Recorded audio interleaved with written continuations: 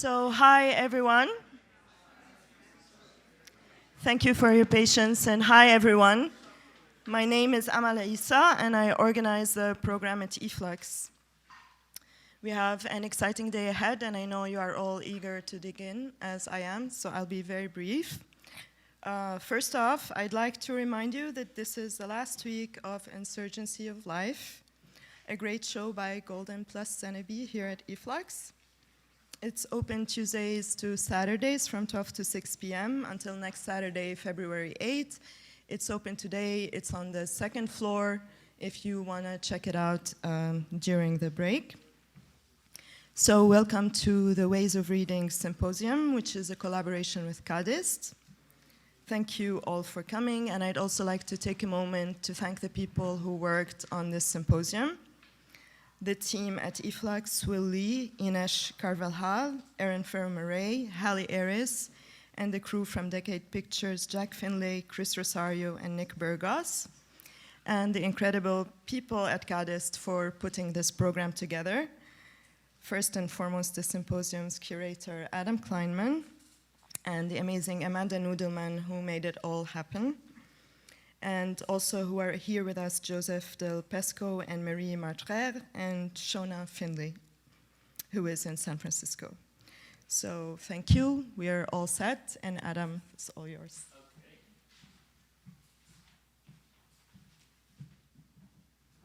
Hello, how's everyone doing? Great. I wanted to first and foremost thank all of you for coming. And I absolutely double down on all of the thank yous that Amal gave. The team here has been fantastic, and your hospitality and working camaraderie has been fantastic. So thank you very much for that.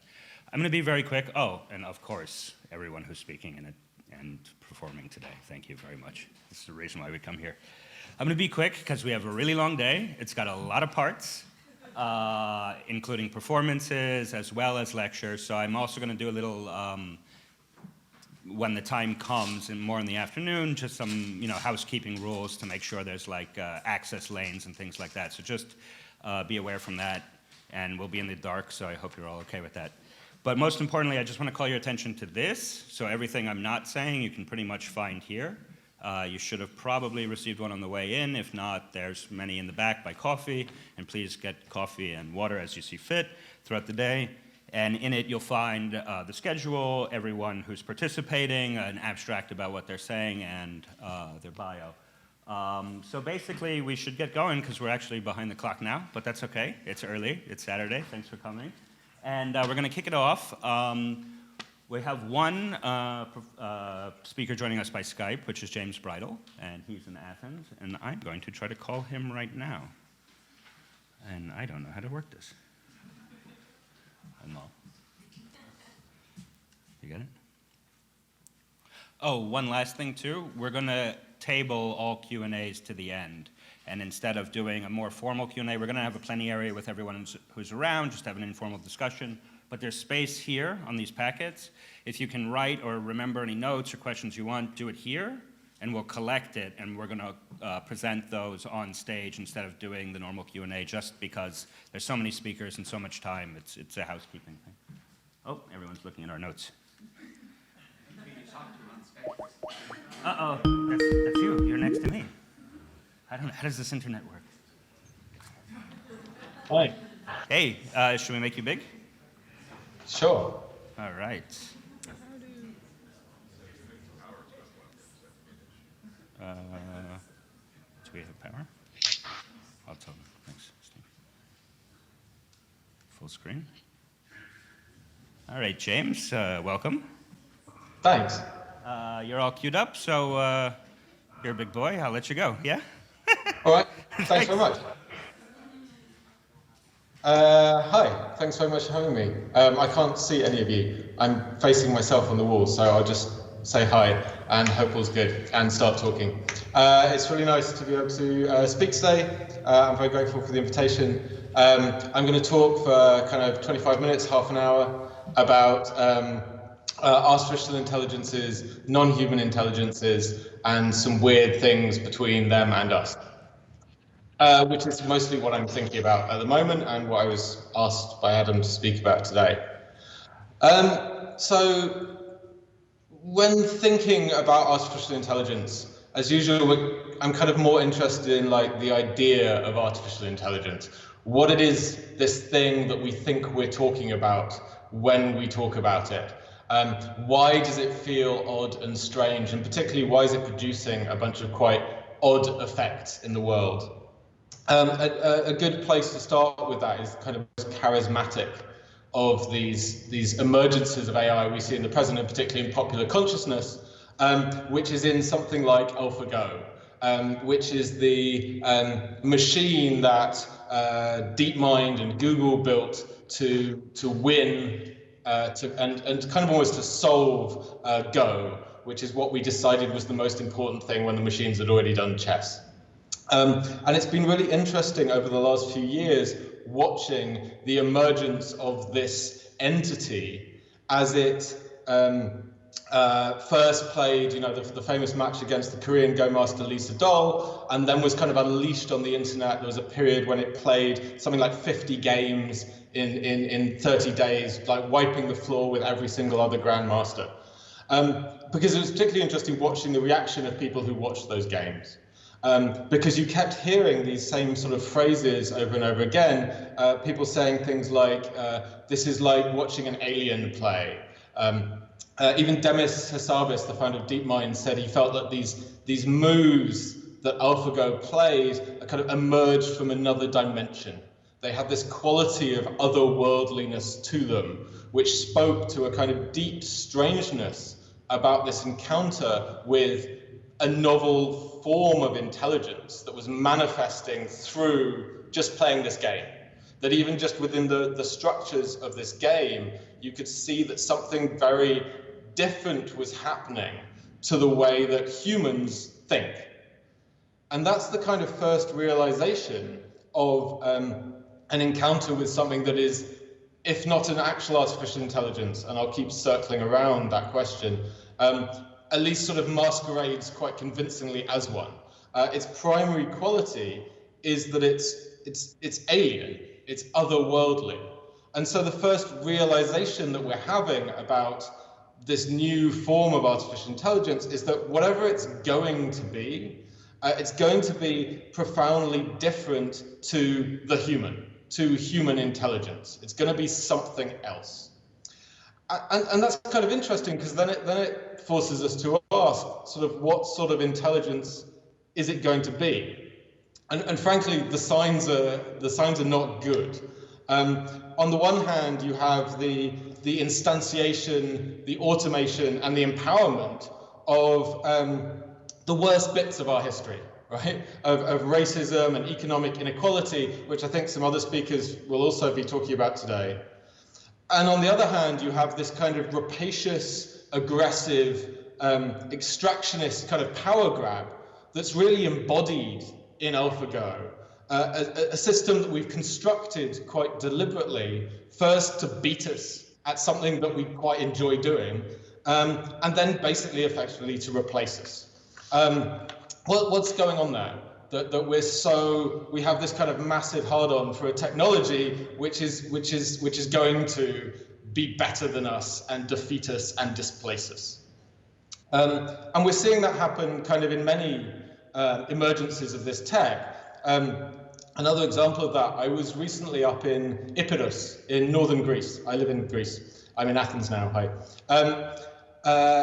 I was up in Epirus in northern Greece, which is the most beautiful, beautiful place in the world. Incredibly stunning kind of mountains, forests, lakes. Unfortunately, I went there to investigate the oil and gas exploration that's happening in the region. For all the reasons you can expect, all the bad ones, that huge parts of Greece have been sold off for oil and gas exploration in the hope of kind of finding hydrocarbons under the ground. And I had this very odd experience where I was walking through this forest next to a beautiful lake underneath the beautiful mountains, and there were these like wooden stakes in the ground every kind of 10, 20 meters. And these actually extend in a kind of huge grid for hundreds of kilometers throughout this region. And they're the survey marks of this hydrocarbon exploration. And I was stood in the forest and I was researching on my phone like about what was happening. And the company that's doing it there is called Repsol. It's the big Spanish energy company, kind of Spanish Exxon. And as you go through their website, you keep finding all these references to tech companies. Because Repsol has a decades-long partnership, separate ones, one with IBM and one with Google, explicitly to use machine learning to do oil and gas exploration.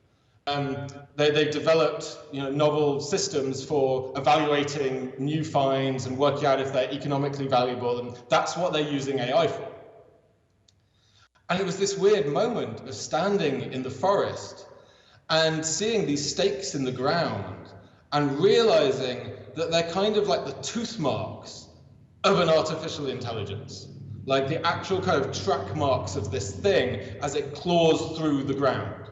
That this is what happens when actual, whatever it is, artificial intelligence meets the Earth.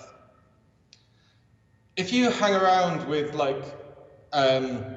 people who are obsessed with AI in various ways, or the idea of superintelligence or the singularity, or just the kind of vast growth of complex computational systems, one of the things they like to talk about is the paperclip hypothesis. The paperclip hypothesis is this kind of like worst version of what might happen with AI. And if you don't know it, it goes kind of roughly like this, which is that if you build an intelligent machine and you tell it that you want to make paperclips, you're going to put it in charge of a factory that makes paperclips.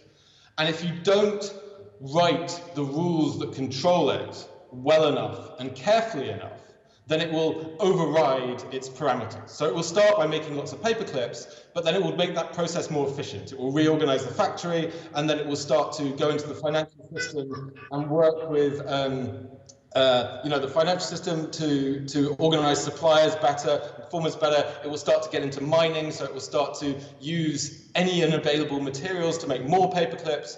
And this process will continue until you have a super powerful AI that is attempting to turn the entire world, including us and all other living life, into paperclips, until it expands to the point where the entirety of the Earth is barren, has been turned into paperclips, and the AI launches itself on space rockets to other planets to turn them into paperclips as well. Because the AI just has this one goal, and it's trying to do it as efficiently as possible, and it doesn't really know anything else or the value of anything else.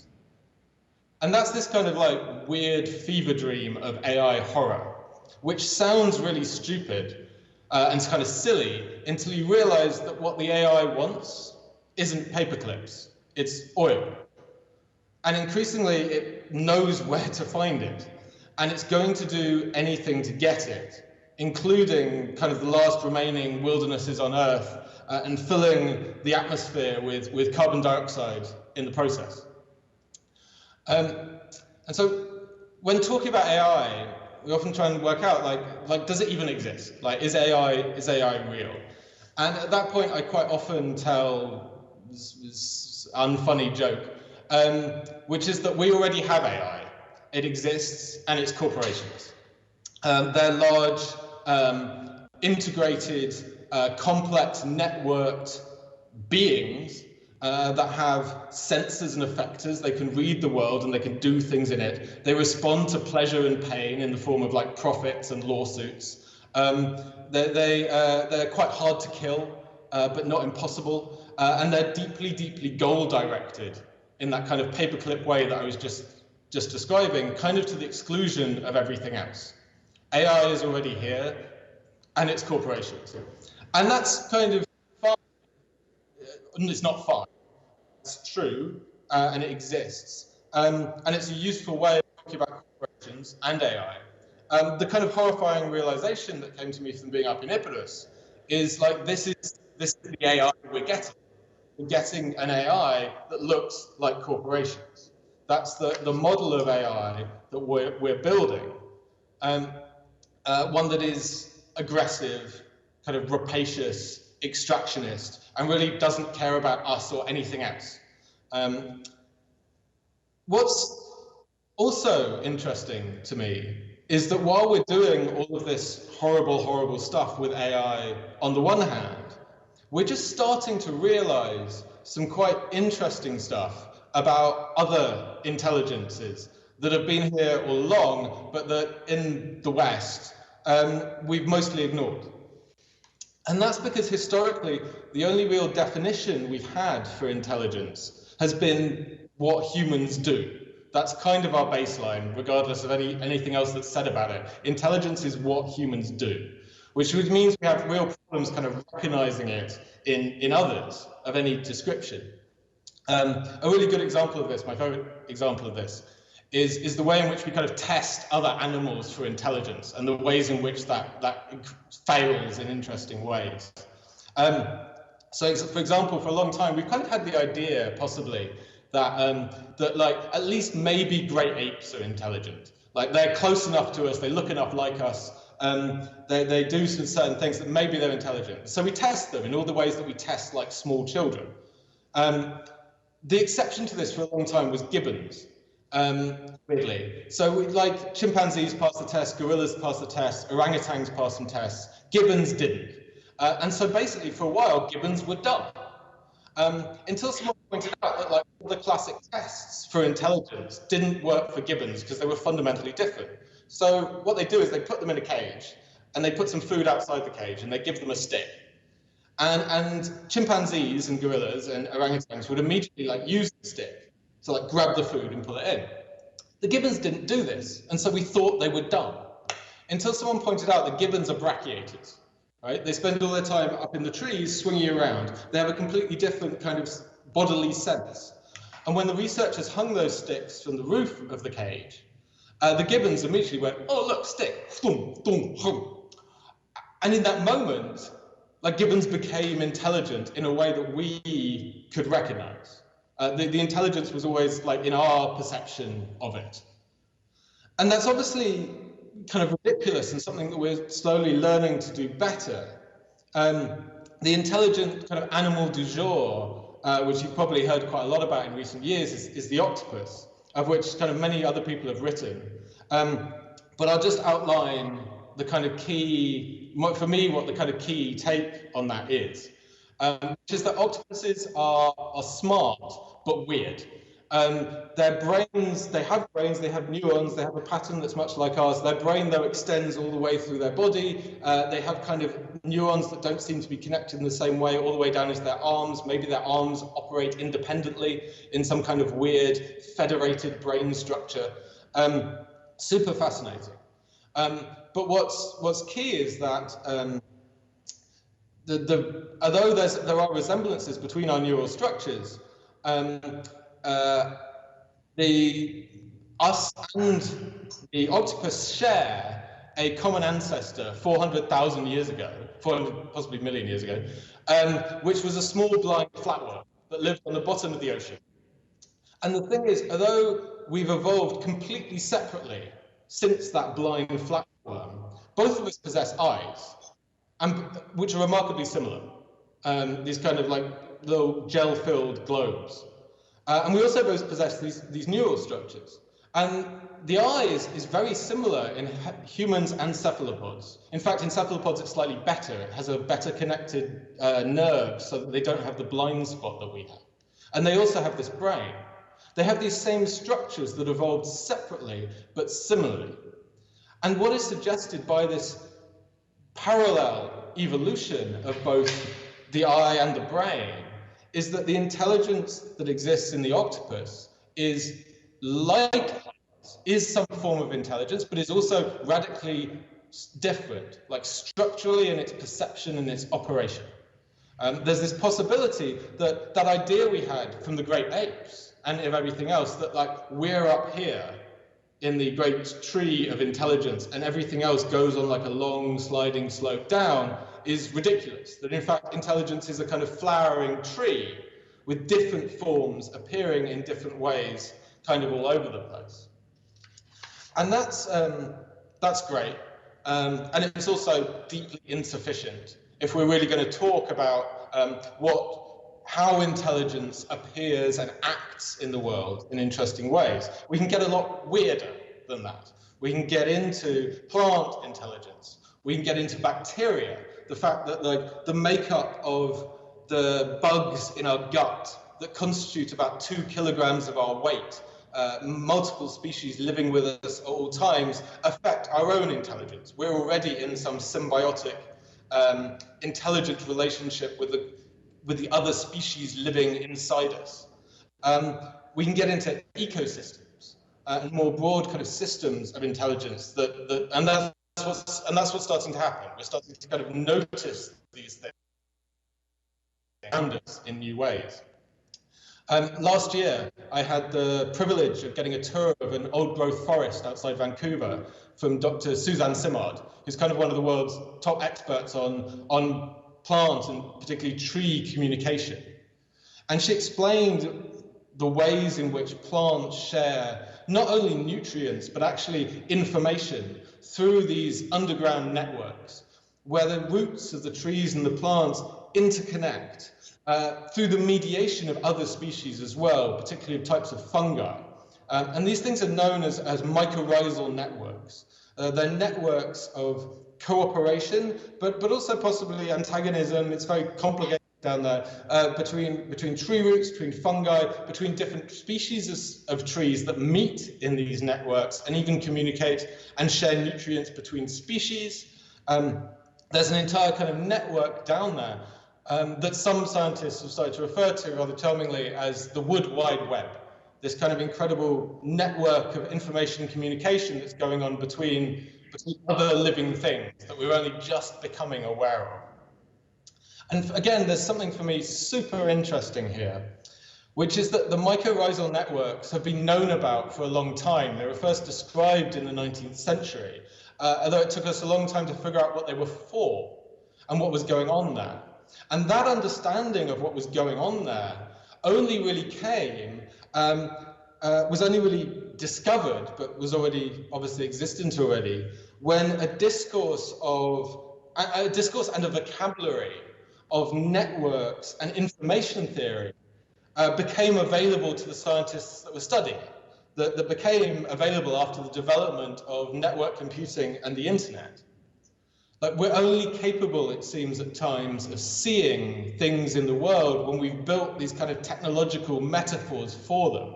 The mycorrhizal networks only became sensible to us when we built this kind of technological analog of them and built a discourse of networks and broadly of ecology of relationships in order to be able to describe them. So in this case, technology kind of provides the means to see these other ways of being and knowing, these other intelligences, which suggests to me that one of the effects, and maybe one of the reasons and even purposes of the emergence of AI, whether as actual reality or kind of cultural idea, is as a gateway to the acknowledgement of non-human intelligence more broadly. And in turn, it might be hoped that this permits the development of new social and political forms, which we all know are kind of sorely needed in the face of our contemporary politics, and particularly in environmental situation, the one that we find ourselves in today. That to address that, we undoubtedly need to move beyond the kind of forms that we have at present and to engage with these other forms of weighing and being, and knowing that are just kind of becoming apparent to us.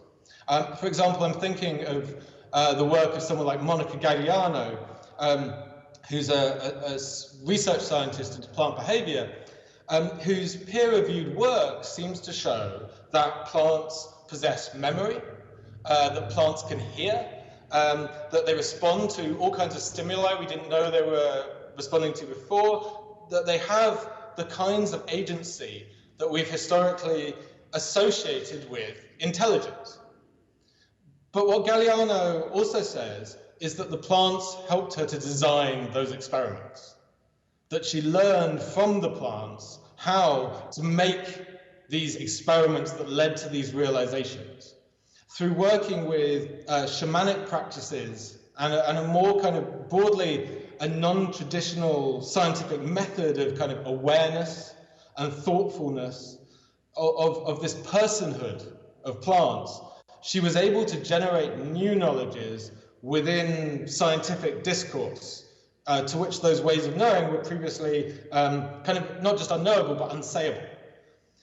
And that kind of gives me hope for this idea of new political and social discourse around engagement with a kind of more than human intelligence.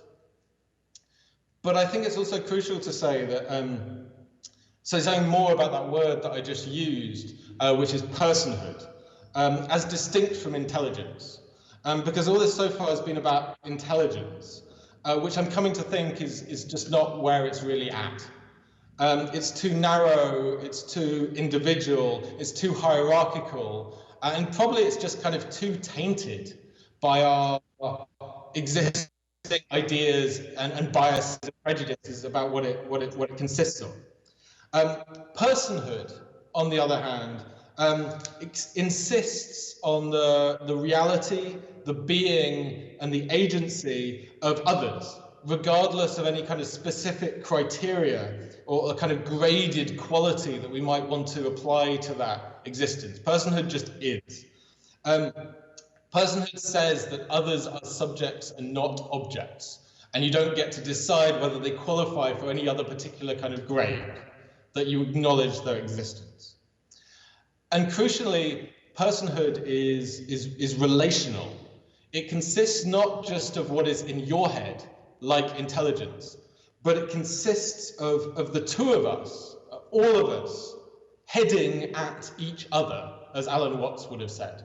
It consists of this mutual recognition of the other and the being and the validity and the personhood of the other. And it exists in that relationship. So I think of Eduardo Viveros de Castro here, writing about the Amazon and the relationships of personhood that evolve there, of the acknowledgement of the validity of non-humans as actors, politically, socially, and in other forms. And what Viveros de Castro says at one point, he says that all that may be necessary for sticks and stones to sort of become social agents is that there should be actual human person agents in the neighborhood of those inert objects. Right? Because we're just here personing at each other. And when you recognize the person on the other side, you start to see all the incredible possibilities of that kind of becoming together. And as kind of Graham Harvey glosses that, we understand that the agency and the intentionality of us, of human persons, affects the objects that are used culturally so that these objects become subjects. We transform the objects into subjects through our own kind of being at them, through our own openness and awareness to them. So I started this by asking, like, what is the form of artificial intelligence that we're developing, and taking a fairly dim view of that. And my suggestion is that the other forms might be possible, and one way to approach them is through this notion of personhood. Because the question that AlphaGo and others have posed is kind of, will we ever have a true artificial intelligence? Because we don't at the moment, it's all just computers. But it proposes that there might be real intelligence there, right? And what are we really asking in that? What does it mean to say that artificial persons exist, if that's what artificial intelligence is? Well, I mean, really, it means non-human persons. And this is, as I said, we're prepared to accede to that, to acknowledge the validity of non-human persons. Then we must also accede to the emergence of personhood amongst non-human machines, to the broad, total, and wide spectrum of all forms of non-personhood as valid persons. And to do so is to do a grand short circuit and run around the forms of corporate artificial intelligence and the forms of corporate and state and political control that we have at present, that provides a real basis for forming new social and political relationships that must, I feel, be the main way in which we address some of the grandest social, economic, environmental problems that we face in the present. And I'll stop there. Thank you very much.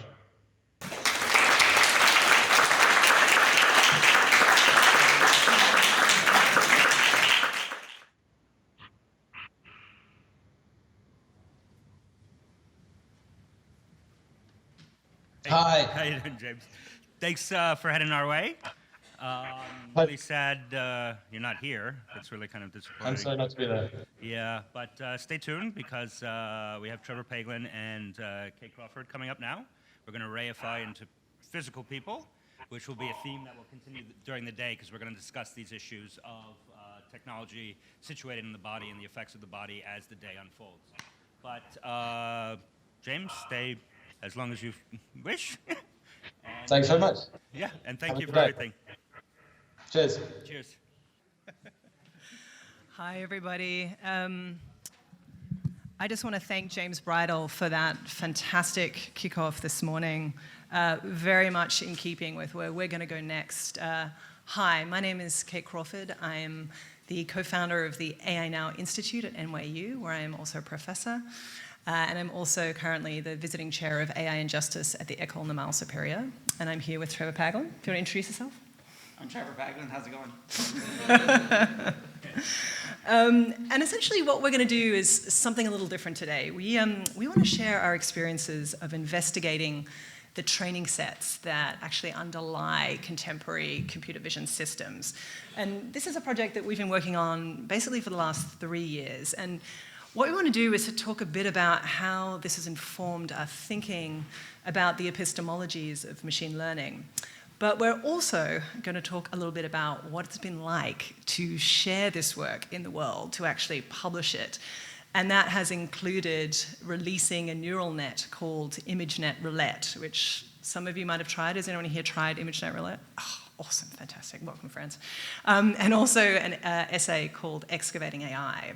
And we want to share a little bit about how the computer science field has actually responded to our work. And certainly, as James Bridle said, that AI is computers, I think we also take this much larger lens that one of the lines we use is that AI is made of like rocks and oil and huge amounts of detritus pulled from the internet. So we're really going to start focusing on where that detritus comes from and how it's used to make meanings. So how do you start to investigate the production of machine vision, by which I mean these logics that underlie how AI systems see the world? Well, we started back in 2017 preparing for an exhibition that opened at the Fondazione Prada in Milan in September. And we started by collecting hundreds and hundreds of training data sets and thousands upon thousands of images. And we began to start thinking of this as a sort of archeology of data sets, essentially just digging through material layers, cataloging the principles and values by which something is constructed, and then analyzing the normative patterns of life that were being assumed and supported and reproduced there. So by essentially excavating these training sets, we started asking some deceptively simple questions. What is an image in AI? What work do images do in AI systems?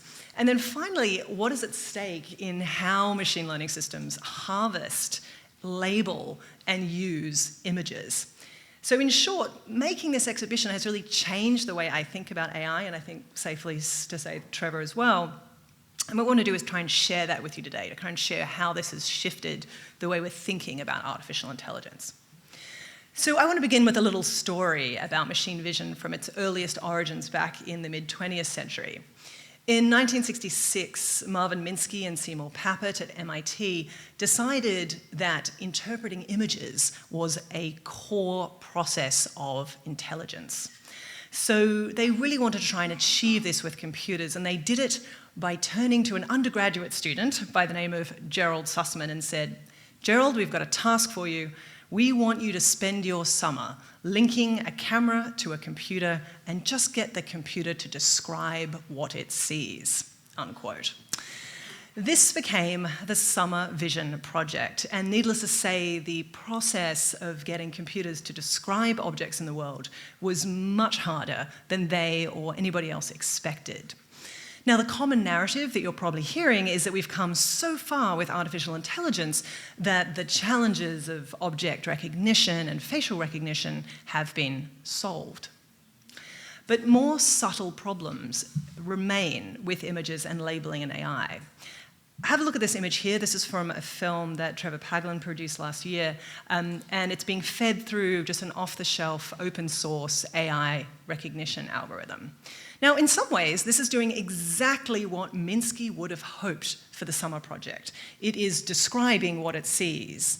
But what does it mean when you see there on the screen? It's describing this person as a woman, or that she is likely 0 to 12 years old, or that the emotion that she is feeling is 48% sad. So what sort of work is being done by that kind of recognition and misrecognition? And what is it to automate the description of an image? So we want to suggest today that this entire project of describing images with computers is far more problematic than is generally discussed. And the reason for this is that describing images is fundamentally not a technical process. Who gets to decide what images mean is fundamentally an issue of power and hierarchy. So nowadays, we find ourselves in a new era of images, an era in which the circuits between images, meanings, and interventions in everyday life have become far more direct, an era of operational images, to use the term coined by Haroon Farouki. This, of course, has a lot to do with the rise of machine learning systems, which use statistical models essentially to automate the performance of discrete tasks, like recognizing faces, filtering email, or directing autonomous vehicles. Machine learning works by building a mathematical model of sample data known as training data, which a system uses to make predictions or decisions. For systems that need to recognize images, they're trained on thousands, sometimes millions, of discrete images that have been scraped off the internet. These are training images, and they've become the sort of lingua franca of machine learning. So right now, these AI systems are making fundamental interventions into our visual culture, just as the invention of photography did in the 19th century, or we could go further back to the invention of perspective in the 15th century. These were radical transformations that at the same time denied their own artificiality by laying claim to being a natural representation of the way that things really look. Similarly, the advent of machine learning alters some of the basic relationships between humans and images under the banner of science and objectivity. In order to understand these deeply political interventions that are going on right now through the use of images, we first have to understand the model of the world that underlines these AI systems. So what we're going to do today is to focus on the representations of people in training sets for machine learning, but I want to point out that these sorts of issues that we're going to raise actually apply to a much wider range of AI systems too. But what we're going to argue is that we can begin to understand training data as having 3 layers to its overall construction. First, they exist of an overall taxonomy. You might think of that as a sort of a meta concept of ordering information in the world. Underneath that, you have what are called individual categories, or commonly in computer science, classes. And then finally, at the bottom layer, we find the substrate of individually labeled images. Now, at every level of this structure, we find forms of unspoken politics. So I'm going to pass to Trevor to basically walk us through how this works in specific examples of training sets that we've been working with. Hello, thank you, Kate. So Kate has talked about what the project is that we've been working on about training images and training sets. I want to show you some examples of what those training sets look like. Training sets as they're currently constituted obviously have histories that are much older than artificial intelligence and that sort of thing, as is people like Lorraine Dustin and Peter Gallison's work on objectivity and looking at 19th century atlases are kind of a major precedent here. But we find precursors to these kinds of things in 19th century phrenological experiments, people like Galton, biometrics, Bertillon, databases used in law enforcement and forensics, of fingerprints, that sort of thing.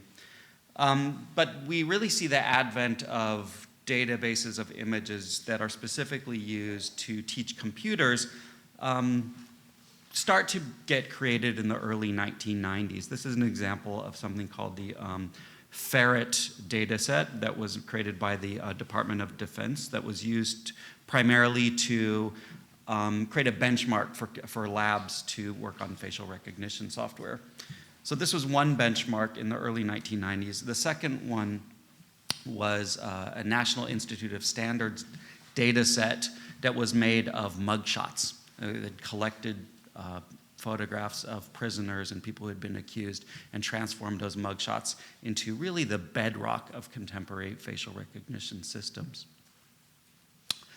Now, one of the things that we want to talk today about is the kinds of politics embedded in machine vision and AI systems. We want to spend a little bit of time looking at the various moments of politics that we find within them. Here's an example. This is a excerpt from artwork I made called Machine Readable Hito. It's just hundreds of pictures of Hito and those pictures are run through facial analysis software, and it just shows what the software is seeing. So on the left, we have an example of a gender classifier, and it is saying that Hito is 57% female and 42% male. On the right, we have an emotion classifier. It's saying that she is 73% sad, 17% disgusted, and 0.3% angry. Now we look at something like this, and we can start to see immediately that there's all kinds of political operations going on here. So for example, if Hito here is 57% female, then who is 100% female? Is Barbie 100% female? Is Angela Merkel 100% female? Is Grace Jones 100% female? Who is that, right? Other things as well. We start to see who decided gender is binary in this system. Where do these emotions come from, and why? What do these things even mean? Well, where do these assumptions come from? Well, the assumptions come from the training sets that are used to build these systems, right? So when we're looking at these training sets, we're thinking about taxonomies, categories, labels, and relationships between images and concepts. One of the underlying taxonomies that's used for a lot of what they call affective computing, computers that try to detect your emotional state by looking at your face. One of the standards data sets for that is something called JAFFE. This is from 1998. It's called the Japanese Female Expression Data Set. It's composed of 213 images of women making 7 facial expressions, which are 6 basic ones plus 1 neutral. And there's several implicit assumptions here, right? First of all, that the idea of having a taxonomy of emotions is valid in the first place, right? And we can question that. The concept of emotions is actually historically specific. If you go back to the 13th century, there was not a concept of emotion. There was sentiments and affects and what were the humors, right? Exactly. But the way that we conceive of emotions now didn't exist historically. It's very specific. Secondly, there is the idea that you can apply the concept of emotions to photographs, like that there's some kind of direct correspondence between this thing called an emotion and something that can be discerned from a photograph. There's also the assumption that there's a limited number of these emotions, right? That there's 7 of them, for example, and that is consistent, measurable, and uniform across all of the people, right? Now, this is not just a rhetorical exercise. These are not just fun and kind of stupid things that are created in computer science labs. These are logics that get propagated into production level systems all over the place and that are used on human populations at scale. So in the US, for example, there's companies like HireVue and Pymetrics that offer to scan people's faces in order to determine whether a job applicant should be hired, depending on whether the microexpressions and vocal patterns of those people match those of the highest performers in a company that is using the system. So this type of emotional data analysis, again called affect recognition, is propagating these kinds of questionable assumptions all through the world and building it into infrastructures that decide whether people have opportunities and who does not have opportunities.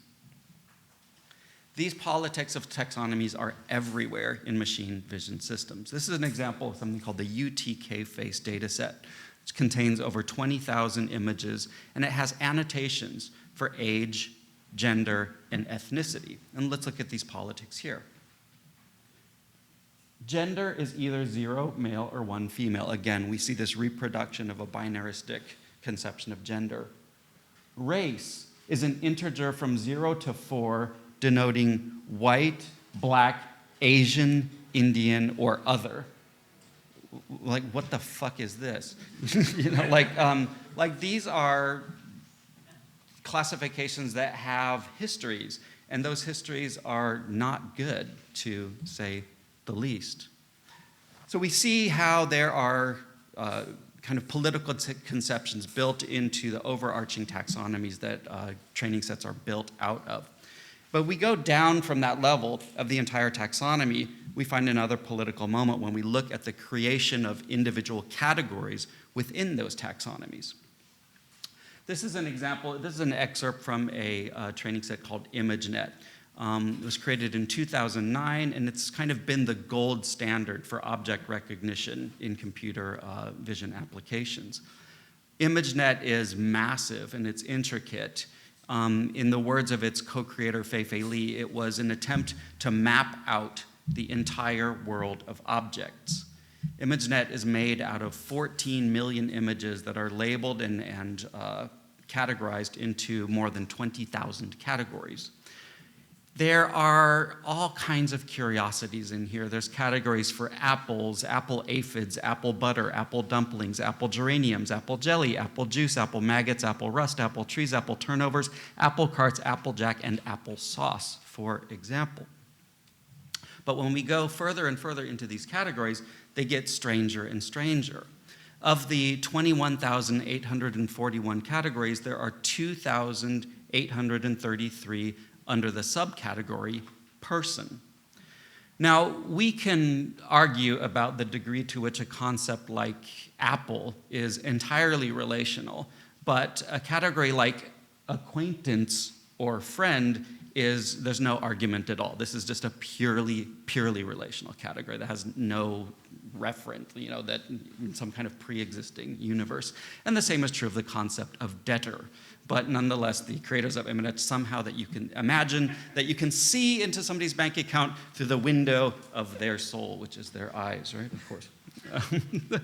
Now, obviously, not all nouns are created equally. We might say that a word like apple is a description, which we can argue about, but it is not controvertible that the category bad person is a judgment, right? And judgments, again, are everywhere in ImageNet. We find categories like Jezebel, slattern. There are categories that are racist, misogynistic, ableist, cruel, and just horrible. And the existence of the category itself has a politics to it. And I want to remind everybody that the way these images got into these sets was that they were scraped off the internet. If you have your photograph anywhere online, say on Flickr or on a website, it's entirely likely that you sit in one of these collections. And it's also entirely likely that you've been labeled as well. When we were working with ImageNet, I can remember we were looking through the images and I was like, oh, wait a minute. That's one of my colleagues from NYU who's actually in there in the category of a rhetoricist. I was like, okay, I don't know how he's going to feel about that. So again, nobody knows that they were in these sets because, again, nobody was looking at them. So Trevor's been talking about how these classifications are relational and contextual, but it also happens we go down to the level of the individual images. So he's been showing you full sections, full classes. I'm going to take you down into the images themselves. Now, images obviously are incredibly slippery things. They're laden with multiple potential meanings, with irresolvable questions, and with permanent contradictions. And there are entire subfields of philosophy and art history and media theory dedicated to teasing out these instabilities of images. But in visual training sets, meanings are just slapped on to these images. They just get a label and they're pinned kind of like butterflies in a scientific glass case. So what I'm going to do is show you some of these images, and I'm curious to hear from you what you think the labels might be. Any theories on what this woman might be here? Have a guess. She could be a cabbage. She is, in fact, a sharecropper. What about this kid here? Some theories? He unfortunately gets the label of loser. This woman who is lying on a beach towel is a kleptomaniac. This might be a familiar face to you. Have a guess what Sigourney Weaver gets. Nice try, like that one. She's actually a hermaphrodite, according to ImageNet. These two have been labelled as closet queen. This face might also look familiar to you. He appears actually like many times in ImageNet with very different labels. On this category, he's labelled an anti-Semite. Keep in mind that, again, all of these labels have been up and accessible easily on the internet for a decade, without so much as a peep from anybody until we started researching this stuff and publishing about it. Some of these images are also just really disturbing and bizarre. There's a lot that could be said about this image and a lot of potential meanings. But what you'll see is that it's labeled, in fact, just as toy. So you'll see there's a type of incredible flattening that's going on here. And the thing that's also particularly fascinating to me as a researcher in this field is that no one ever really looks at these images. That's plain to see. And I've also interviewed many of the AI engineers who designed these benchmark training sets, including the creators of ImageNet, in fact. And they're very open about the fact that they don't look at the individual images. And that makes sense if you realize when there's 14 million of them, the designers of these systems simply couldn't look at all of these images. And what they do instead is that they farm them out to mechanical Turk workers to label. And mechanical Turk workers are then given a set of labels, in many cases somewhere between 12 and 50, and they're asked to say, what's going on in this image? Pick a label. So it's already skewing the pool if you're seeing an image and like, okay, it's got to fit one of these 6 categories. Which one is it? I'm going to pick that. I've got so little time to complete this task. And of course, these people are being paid pennies on the dollar for every hour that they do this sort of digital piecework. So I think we have a different type of opacity here. Systems that are designed for object recognition where no one looks closely at the objects being recognized. So this raised the question of, can we build a tool or a project that allows people to look into these processes, that gives you feedback, that shows you how these kinds of taxonomies would be labeling you? And one of the things that we did in my studio was to train a machine learning model on all of these people categories from ImageNet. So we took all the photographs of people, all those taxonomies, used that as a taxonomy, and created a video installation out of that, and also created a kind of online web platform where you could upload images to this thing, and it would say how ImageNet would classify you. So this is me and Kate getting dressed for our opening, and Kate was a mediatrix, and I was a theosophist. What is that, like a It is a thing. Well, yeah, what is that? It's theosophy. It's like a whole What is branch. it? I don't Well, know. we'll talk about that in the break. I It'll don't be know great. what that is. Usually it tells me that I am a skinhead, however. Kate usually comes off better than I do. Here she is as an enchantress. Or a witch, Or a witch. actually. Right, exactly. I'll take witch. Yeah, that's good. I'll take it. This is Joan Didion as a tragedienne. Is that how you pronounce that? And Hemingway is, of course, a homeless person. Now, as people were playing with this online, of course, people had a lot of fun with this and tried to figure out who their cats were. And this was had a lot of fun results. I think Steve's cat was a skater. Is that right? So one of the interesting things about seeing this go viral was that we started to see the discussions that people started to have and started to talk about these problems of classifications.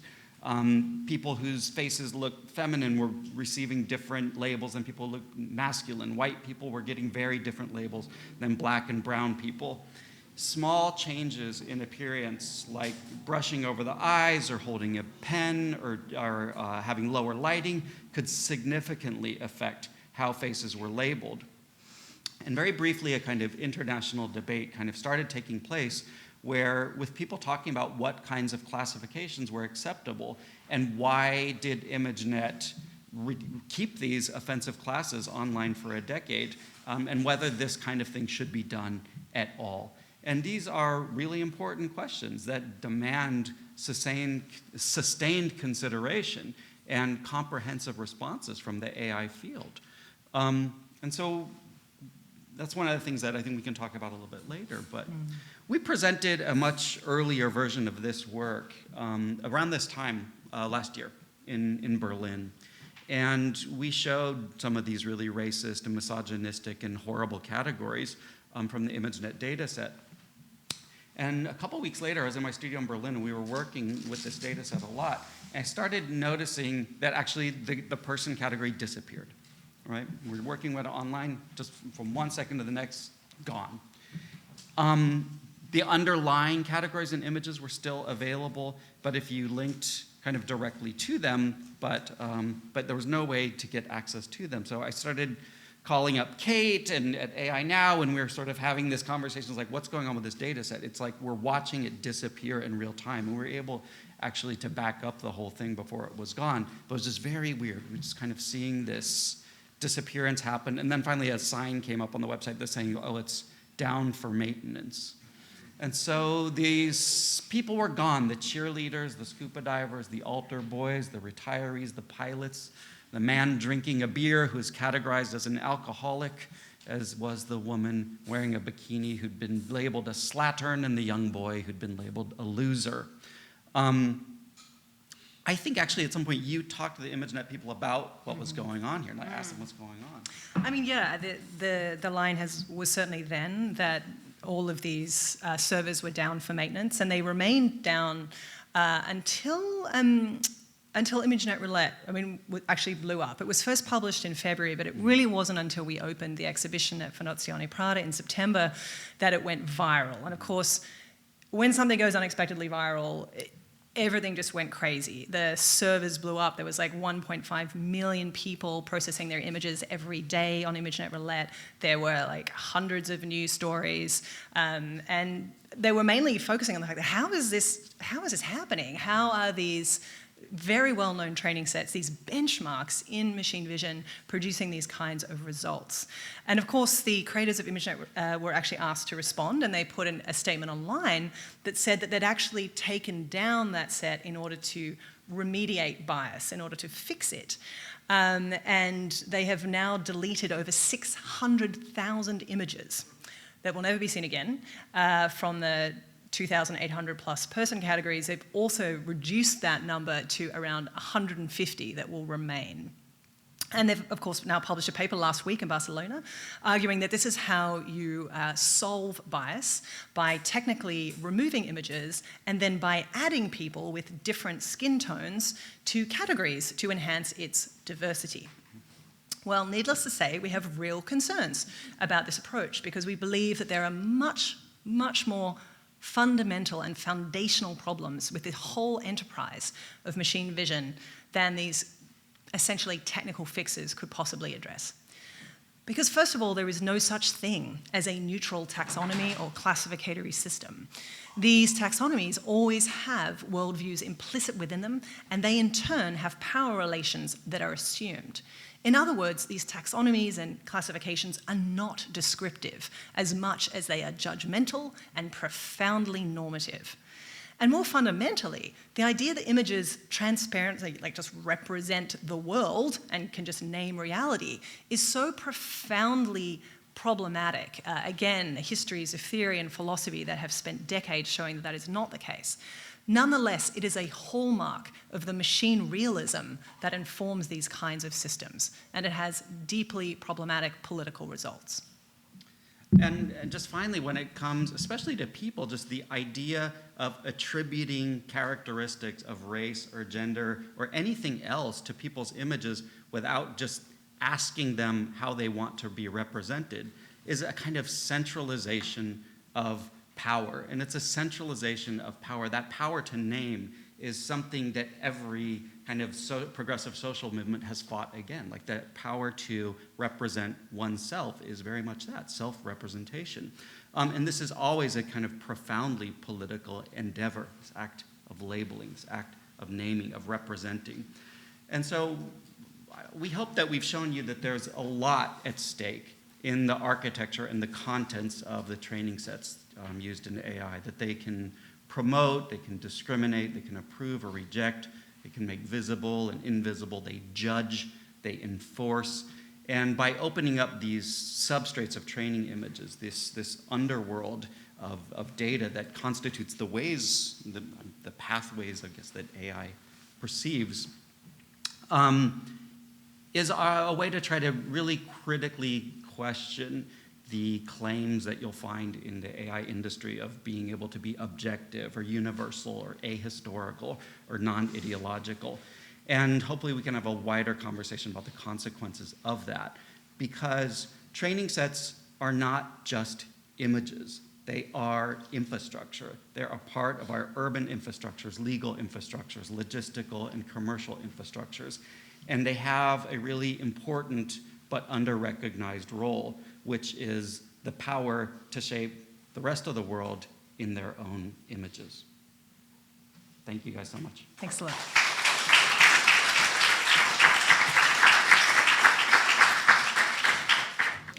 Hi everyone, how's it going?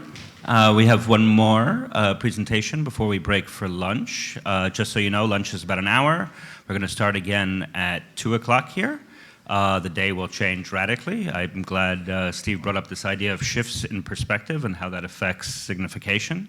And to that end, we're going to continue with the aerial gaze, but go into deep time with Gala, Porras-Kim. Thanks. Hello. My name is Gala Porras-Kim. Thank you for inviting me to present some of the things that I'm looking at in the studio. Ooh, sorry. I wanted to share, basically what I've been looking at lately in terms of the technology that is enabling the exponential amount of collection data in the field of archeology. Also, I was just going to share some of the actual techie part, and then share some of the fields that have been recently found and how the finding of those fields has changed the entire sort of historical record, and also how people are analyzing the data, and then also my own proposal. So here's some sort of background history. Before, sites were remotely detected by looking at the visual shifting of the landscape, and so you'd be able to find things underneath the ground just by looking at the way that the crops grew over it. But now, with the amount of technology that's being made, I was just going to do full tech preview. So this is a LiDAR image. It's a light detection and ranging. It's used. The way to make this image is that there's a plane that flies over the field and then sends pulsing beams to the ground, and then it sort of maps the reception of the beams, and that way they can see the surface of the ground, and then in that sense they can also remove the top layer of vegetation and basically do layers in Photoshop with the ground without having to actually go and see it in person. This is a SLAR sideways looking airborne radar image. It's similar to LiDAR, but instead of going straight down on the ground, the plane still flies over the side, and then the pulses are shot sort of sideways, so then when the pulse hits the ground, it's at an oblique angle, and so this way it can capture more detail of the landscape. This is a synthetic aperture radar. This one is actually really cool because it's now they're putting the pulses in satellites in outer space, so it can take super high resolution images because it has two cameras that are shooting the signal, and sort of to explain the amount of how quickly the technology is improving. I would say that from 2010, the resolution of these images has gone from 10 centimeters to even smaller than a millimeter now. So you can just see how much quicker, how fast it has been able to see more detail. These are geographic information systems, which is the pretty standard way of looking at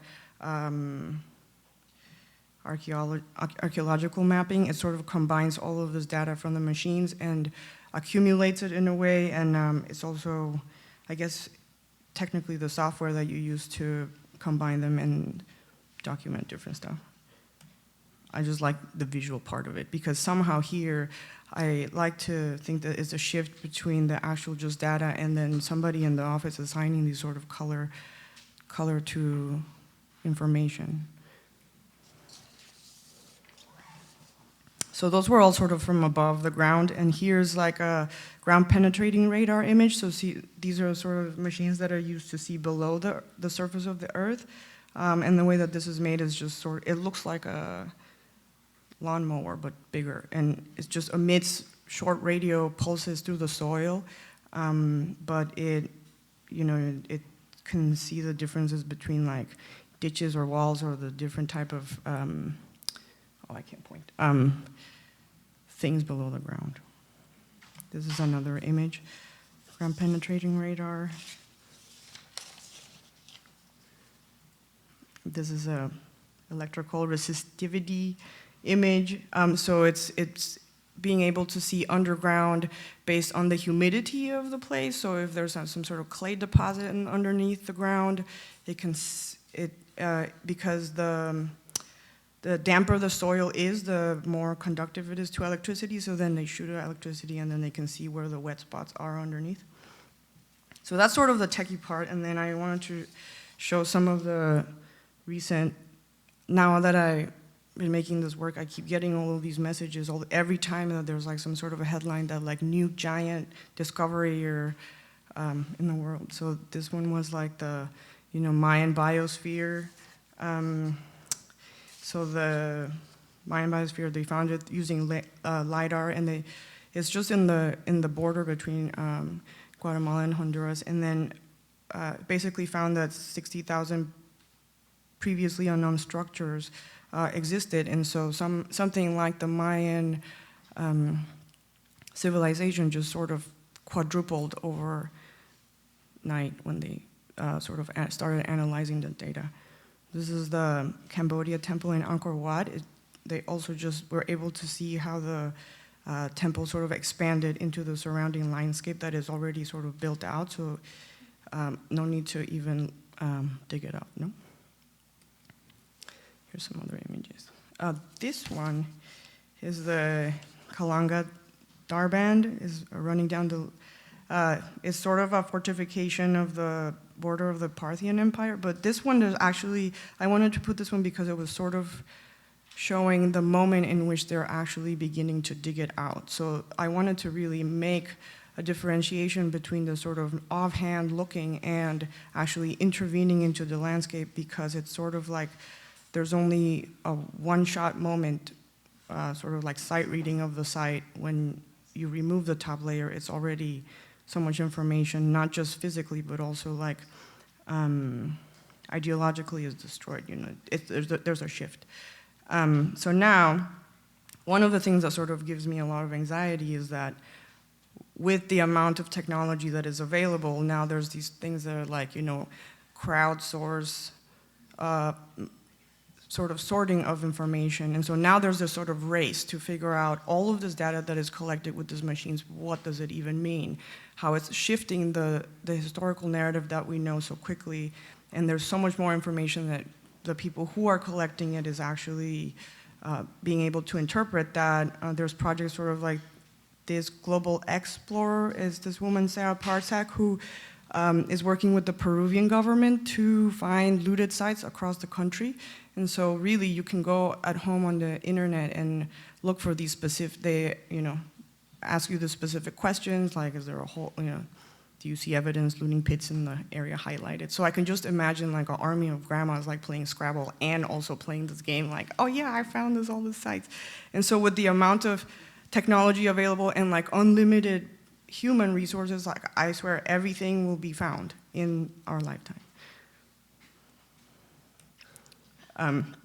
Now I wanted to go into talking about Göbekli Tepe, which is a site I've been looking at for a long time, and because what was interesting to me was that there was this story that was like, there was this guy who just ran into it in the 60s, and he was like, oh no, it's just like a medieval cemetery, so then he just didn't really pay much attention. And then later in 1996, the German archaeologist Klaus, what's his name? Klaus. Next slide has his name. Dug it up, and then when they carbon dated it, it turns out that the site is actually 11,000 years old, which, in terms of like human evolutionary timeline, is before the end of the Ice Age. So in terms of how one site was able to shift the entire sort of timeline of how we know our evolution to have happened, also in combination with the amount of new sites that will be found. So I'm thinking, like, okay, if one site was able to shift the Ice Age 1,000 years, then when they find everything, pretty much all of the not like known historical timeline that we know will have to be somehow readjusted, no? Klaus Schmidt, there it is. There's his last name, okay. So one of the major sort of contributions of the site was that, this Klaus Schmidt proposed I'm going to go now through some of the ways that this site has been analyzed. And so then Klaus Schmidt is like the most sort of like legit sounding version, which is that the settling communities now sort of came before the civilization, the order of civilization sort of shifted between the end of the Ice Age and building the capability of building monuments by people. This is some. Oh, so now that all of this sort of information is floating around, and like the historical record that we knew is unstable, then there has also been other type of interpretations. Like, for example, there's like could have been a Zoroastrian burial site where, so in Zoroastrianism, they put the dead in the sort of pits, and then the birds, mainly vultures, take the flesh to the spiritual world. So since there's a similar shape, there are Zoroastrians who actually say that Göbekli Tepe was one of these sites. It's like a picture of what that site, another drawing of it. Also, there's like Indian astronomer interpretation that is iconography of the Vedas. So it also could be the animal carvings represent cosmos in different constellation, and they say that it's undoubtedly both of the structures represents perhaps the oldest astronomical observation center in history. So I really like when these expert people really say undoubtedly, like my version is the most legit version ever. It's like, yes. Also, there's a government version. So the government of Turkey just installed this in the airport in Istanbul. And so I tried to figure out how to find what their perspective was on it. And basically, most of it just has to do with attracting tourism. No? They're like, it's the oldest civilization. Then there's astroarchaeologists, and so they're saying that the way that Göbekli Tepe is constructed is actually marking the point in which Sirius the star actually popped up in the sky for the first time. So, with the Earth axis rotating, then at some point Sirius popped up actually 11,000 years ago. So I actually went to an observatory at Harvard to try and figure out if that was true, and we were able to actually fact check the thing because they were able to show me how the sky actually looked like then, and it really just popped up in the edge, so that was cool. This is what Sirius looks like.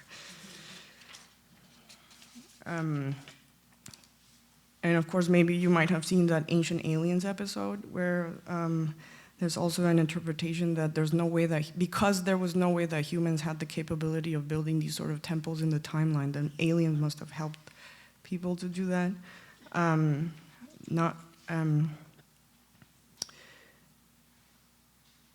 was it say? as of yet undiscovered technology used by mankind in our distant past. So it's sort of like, because it has not yet been discovered, maybe later our technology will enable us to figure out how it was that aliens and humans built the site. Okay, so some of the questions now, it's like with all of this physical material and all of these interpretations, is like a really unstable moment for history right now. And so I actually was finding some sort of stability in conservation, but sort of an expanded way of thinking about conservation and how to not intervene in the specific objects physically or ideologically so much that in the future, when technology actually is able to allow us to fact check more stuff, then is not already ruined, you know, yeah. So actually last I heard was that they actually found a even older temple nearby, so now most of these other ones have to be readjusted because now there's like a, 3,000 years older temple next city over.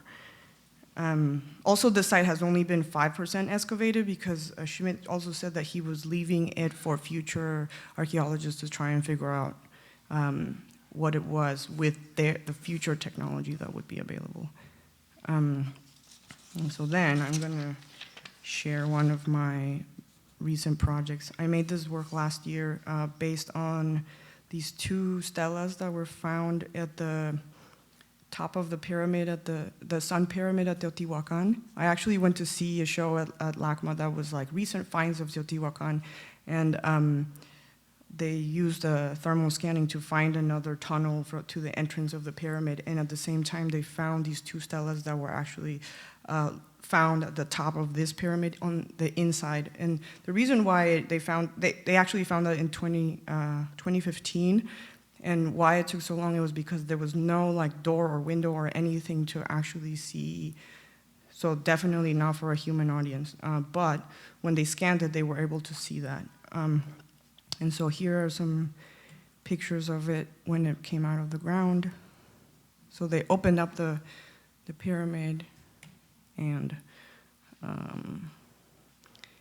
here's two things. So when I first saw these two stelas in the show, I really was thinking like somebody spent a lot of energy and effort trying to haul these, because it's like an 8-foot tall giant piece of rock, and to drag it to the top of the pyramid and insert it in the top, and also not having any windows or access to it. It must have been an important sort of functional thing for the pyramid. And if the purpose of it was to have some sort of relationship with some deity or something, then maybe by removing it, it's breaking into this sort of relationship. No, so the work that I did was